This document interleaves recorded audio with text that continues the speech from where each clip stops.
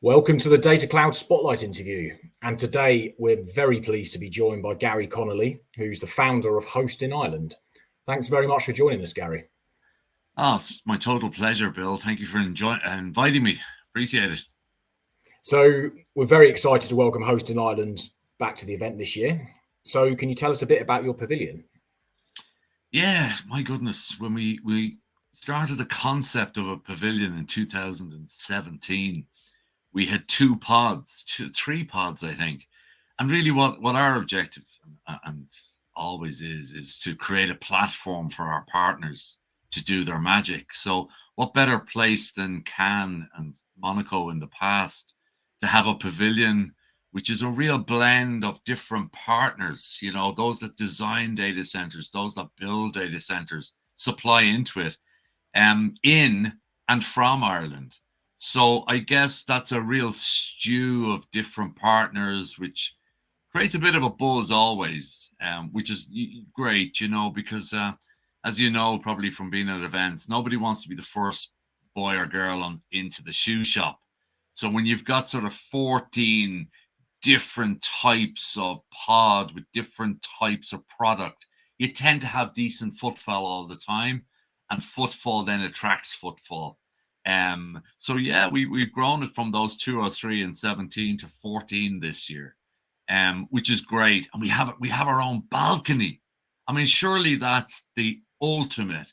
When you go to one of these, you have your own balcony. We're not sure. We might be looking at a brick wall, but we have our own balcony this year. So we're very excited about that. That's beautiful. We're very looking forward to seeing the pavilion and especially the balcony. So it's a great opportunity to showcase what Ireland has to offer in terms of digital infrastructure. Why is that so important right now?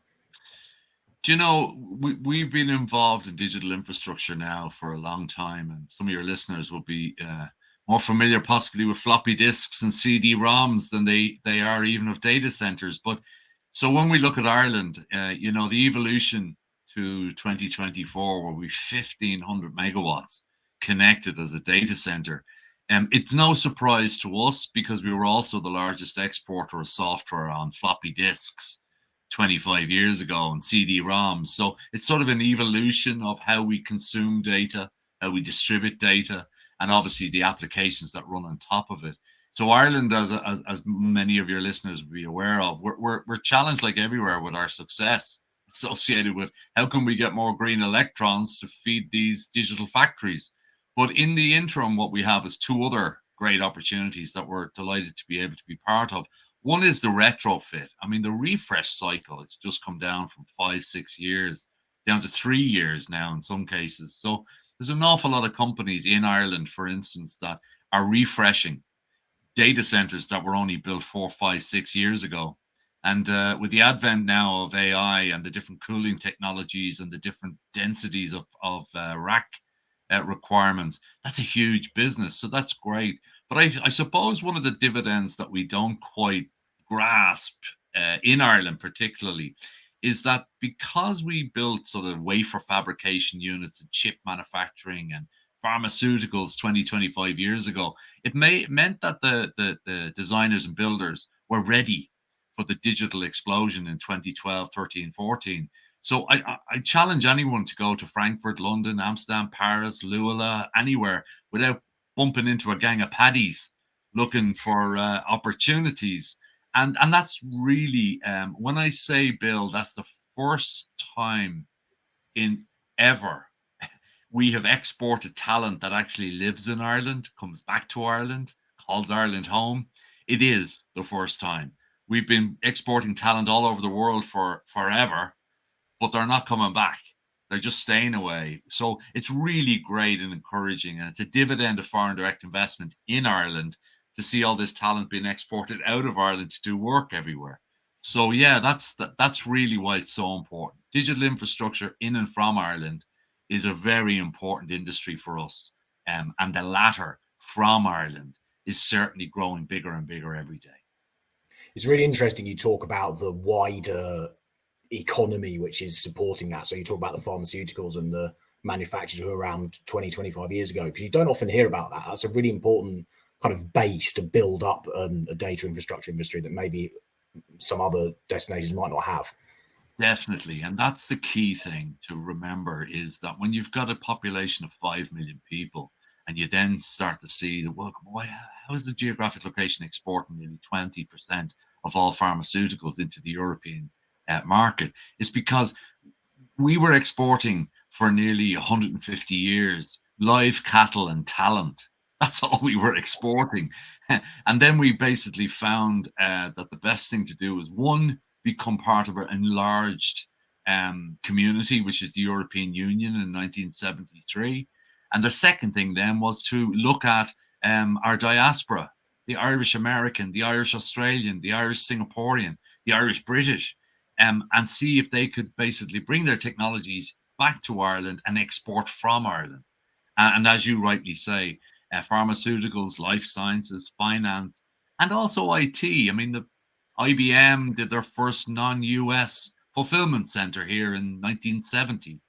Likewise, Amdahl, all those names of the past that basically then Amdahl went away and it was replaced by Gateway 2000, maybe. Gateway 2000 went away and it's replaced by Google. So it's that evolutionary process of people that work in a company that goes, maybe is acquired or indeed sold off.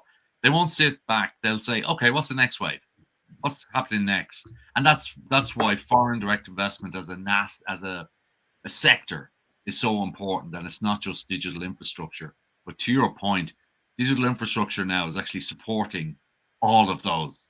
Be more efficient, export more digital services, etc. So very important to all of us, geographic wise, to look at foreign direct investment as a catalyst for other services.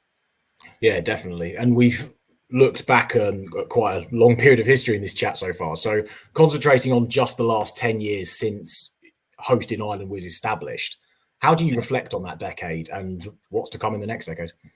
Isn't that interesting? We are celebrating our 10th year of establishment now. And when I look back to host in Ireland 10 years ago, it was a very much to promote Ireland as a place to rest your data.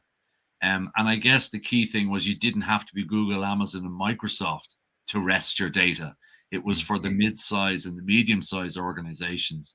I think unless you've been living under a rock, or maybe you've gone to Mars and come back, you know that Ireland is a place that has in that 10 years grown from the guts of 240 megawatts to nearly 1,500 now.